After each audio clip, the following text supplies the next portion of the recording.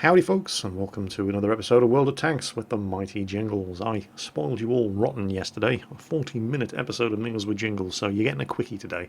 That's all I really have time for. This was a match sent in by Driverino, love his name. It's a little game that he played on the Airfield map quite recently, in the Object 140 Tier 10 Soviet medium tank. This is obviously a Tier 10 match, but it's quite a competitive Tier 10 match. More than a third of both teams are Tier 10s. There's also a large number of Tier 9s, and the only Tier 8s in this match are the light tanks, the scouts. Both teams have 3 of each. You can quite clearly see from the 2 marks of excellence on the gun barrel of the Object 140 that Driverino is no stranger to driving this tank. He does pretty well in it. And this was an unusual game for a couple of reasons. Firstly, due to the way the battle panned out. You're going to see the enemy team making a strong push around the southern end of the map, which is something that I have not really seen happen on the Airfield map since the map was first introduced in A World of Tanks. Usually, the main fight occurs up to the north around the side of the airfield. The centre of the map is mostly used for spotting, with some outflanking later on in the game. But hardly anybody ever bothers to try to push around the south anymore. Well, that didn't happen, or rather that did happen in this match, and it's not something I've seen happen in a game of World of Tanks on this map for a long, long time. And any second now, there you go, right at the start of the match. I cannot remember the last time I saw such an aggressive push around the southern edge of the airfield map in a game of World of Tanks like this before. They're obviously going to have to react to it. That's quite dangerous, and you almost never see it happening these days because one well-positioned tank destroyer belonging to the team that starts on the western end of the map can shut that end of the map down quite effectively. And then once artillery starts getting involved, although there is no artillery in this game, there's nowhere for you to go when you push around the south. Now, Driverino is going to take a bit of a risk here, poking the arse of his tank out, take a shot at this guy, but it works out. Meanwhile, up top, he's got a Type 61 and a T49, as well as the Lorraine that keeps trying to pop over the opposite end of the ridge. And the T49 is just waiting for him to expose the top of his turret, but while he's waiting, he gets taken out by an E100. Meanwhile, there's an E75 joining the party down at the other end of the map here with the 121, I think it was, who was taking sniping shots at Driverino's backside, and that friendly WZ-111. Who's basically doing the lion's share of ensuring that these guys can't exploit the breakthrough that they've made. E100's moving up to help plug the gap. Driverino, okay, fine, let's see what we can do up here. That flank looks like it's got enough cover. He's going to have to watch out for that Type 61 up there though, the Tier 9 Japanese medium. Oh, there is a Batchat up there as well, and the Batchat and the Type 61 are both putting flanking fire into the tanks on his team who are heading over to try to plug the gap, and he wants to get up there, and wow, that was unexpected. Well, he wanted to get up there and try to put some pressure on the Type 61 and the Batchat, but he can't do that without Conway on the other end of the map, and I did not expect that Conway to penetrate his turret. But when you see where the Conway actually penetrated him, all will become apparent, and there it is. He actually penetrated the top of his turret. Look at that, even at that extreme angle. That's the weakness of the Object 140 in a hold down position. It is the best of the Soviet Tier 10 mediums in a hold down position because it's got 1 degree more gun depression than any of the other Soviet Tier 10 medium tanks. Unfortunately, it's got the weakest top turret armor. It really is terrible, and even at that extreme angle, that's just how bad the top turret armor of the Object 140 is. It is of course ridiculously difficult to hit the top turret armor of the Object 140 when he's in a hold down position, but if you can do it, you'll penetrate. That was a 1 in a million shot from the Conway. In almost every other circumstance, that just would not have done any damage. So he got really, really unlucky there. Or the Conway got very, very lucky. Meanwhile, let's not get tunnel vision on what's happening to Driverino's Object 140. The other end of the map, up here to the north, is not looking very good. They're just slowly running out of tanks. Although he's managed to put some pretty effective fire into these guys from this spot. He kind of dithers a bit around here trying to decide which one to shoot at. Puts one into the Conway. The Conway gets taken out. RU-251 arrives on his left side. Puts some flanking fire into the E100. The guys up to the north there really need all the help they can get at this stage. And that, by the way, was an Object 907. It's the first time I've ever seen one. It's another Soviet Tier 10 medium tank, but it's a premium. It's a gift tank, a reward tank for Clan Wars. Oh, and there goes the Batchat. He's fallen back and he's taken out the RU-251. Meanwhile, the guys that headed south to plug the gap and ensure that the enemy tanks that blitzkrieged around the southern end of the map at the start couldn't exploit their breakthrough, they've won. And they're starting to flank around. So that Batchat is under a lot of pressure here.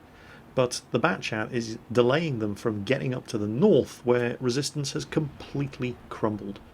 I was expecting the enemy team to continue flanking around to the west, but they don't do that. They immediately wheel south and just charge straight into the surviving members of Driverino's team as they push north. And initially, Driverino's team gets the first kill.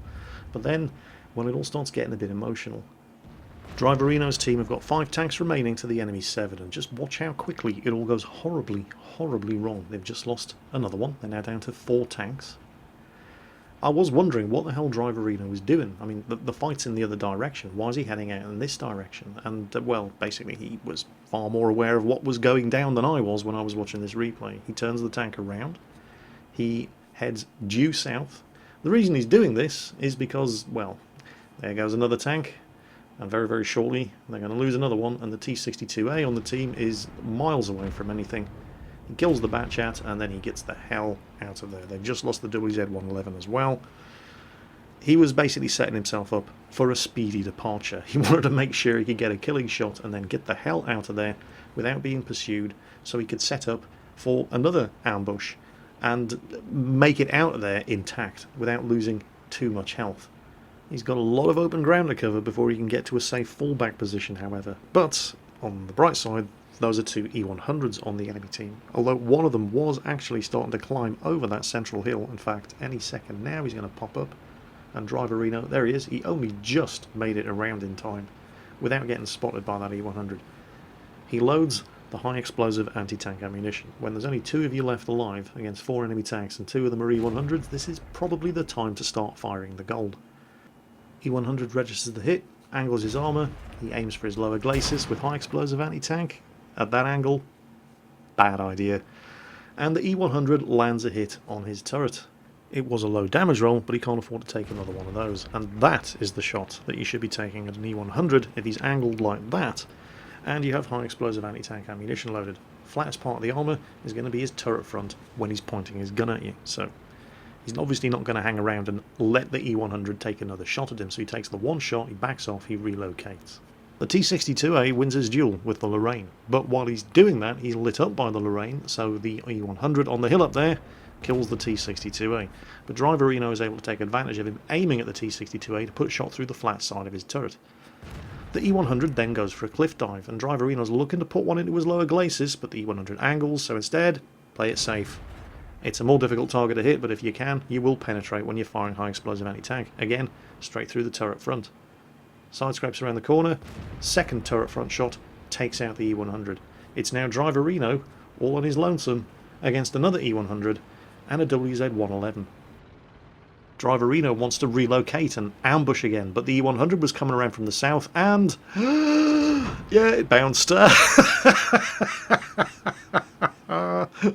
This is where things just start getting really, really funny. Watch this WZ-111. He's bounced twice. Driverino hasn't. And he's bounced again. I'm pretty sure he's using the 100mm gun, which only has 215mm of penetration. But don't forget, there's an E100 involved here as well. Where is he? Oh, here he comes. Oh, surely it's all over now. Well, you'd think so, wouldn't you? And they both bounced.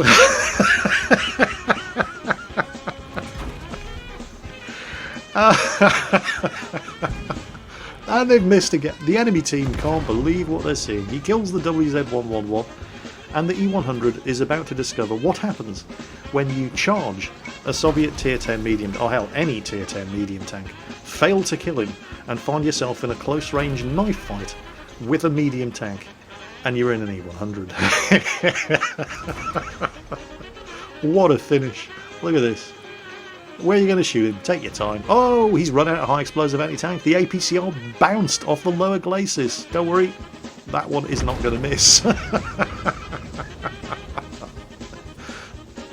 Oh, the last 2 minutes of that match amused me greatly. That unsurprisingly, was an ace tanker game for Driver Reno. He also got the high caliber medal, and he earned 106,000 credits out of that match. Have a look at some of the damage done by members of both teams in that game, however. This was a real heartbreaker for certain tanks on the enemy team, particularly that Lorraine.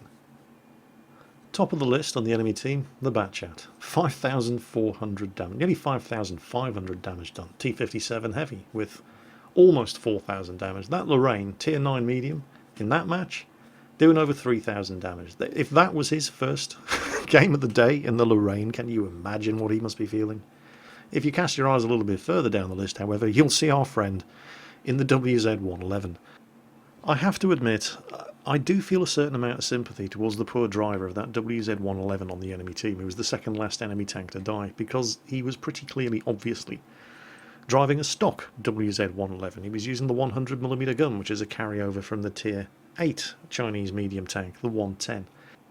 Sorry, not medium tank, what am I talking about? The 110 is the Chinese tier 8 heavy tank. But that gun's available in all three Chinese tank lines, the medium tank, the heavy tank, and the light tank line. You get on the WZ-120 at tier 9 in the medium tank line. But however he got his hands on that gun, it clearly wasn't the top gun on the WZ-111, and it only had 215mm of penetration.